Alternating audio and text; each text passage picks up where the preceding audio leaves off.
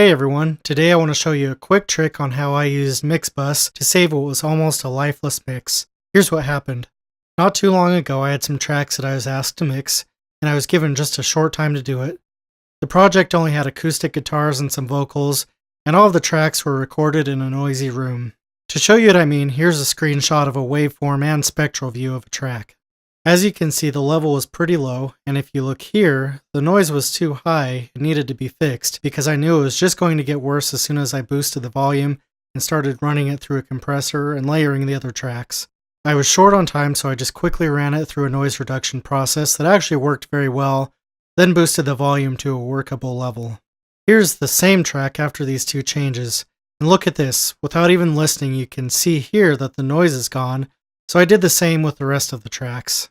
After I ran all of the other tracks through the same process, I imported everything into my session and immediately thought, this sounds way too clean, and it actually sounds a bit sterile. If it was just going to be for one track, it probably would have been okay, but I had to do this to all of the acoustic guitar and vocal tracks, and it just sounded too lifeless. Because of the lack of time, I started to panic a little bit, but then I remembered that the saturation knob in Mixbus did more than just emulate tape saturation, but also tape noise. When I realized this, I was pretty hopeful that I could fix the mix and bring back some of the life that I thought was missing. I ended up boosting the saturation pretty high on each of the buses and the master. And here are the places and levels I set the saturation for the clip I am showing you. On that particular project, I pushed them just a little bit before it was hitting the red area on the meter, and I will show you what it did. You can see the original noise reduced track here, and again, look how clean it looks. And here's the track that I ran through Mixbus with the tape saturation. You can see that it got rid of some of the harsh spikes that were there before, but look what else it did. All of this here is a spectral representation of the low-end tape noise that was added. And believe it or not, that is actually what saved my mix. If you think about it, when things are too clean and perfect sounding, our ears aren't really used to that and don't always like it. However, the sound of analog noise, that you can see here, actually stimulates our ears before music comes in and makes things sound more appealing, and it really did for this particular mix, just by using this simple but sometimes overlooked process. Long story short, the project was successful, and I couldn't have been happier with how using Mixbus helped. The difference was subtle enough that your average listener probably wouldn't be able to pinpoint what was different and actually tell you why they liked one over the other, and the effect is something that is probably felt more than heard.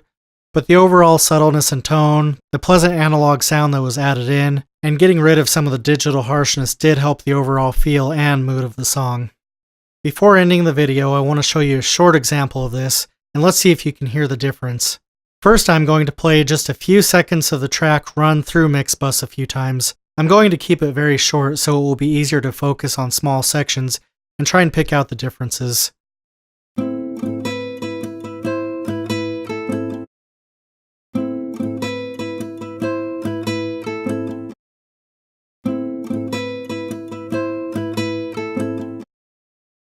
Now here is the same clip after the noise reduction process, but before it was run through Mixbus.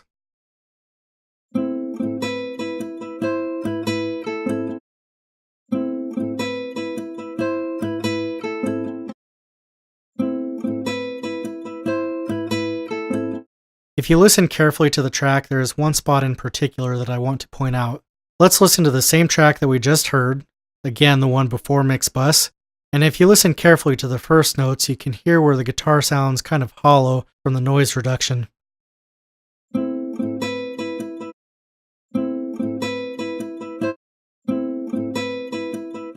Do you hear that?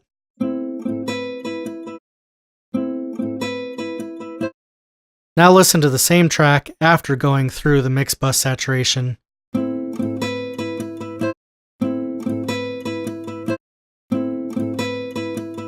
You can hear that the same part now sounds and feels more filled out and complete to the ear. The funny thing is I believe the first track is actually a little bit louder, and we usually think that louder sounds better, but to me, even though the Mixbus track isn't quite as loud after being saturated, it still seems to sound better, and again, much more filled out from the hollowness that seemed to have been created from the noise reduction. Here they both are again. The before, and the after. The before, and again the after.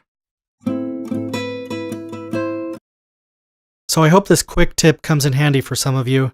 Give it a try on some tracks that have gone through noise reduction processing, or tracks that are just a little too clean sounding, and let me know what you think. Thanks for watching. Some things never change, but all the rest is passing by, and it makes me wish for all the things I was afraid to.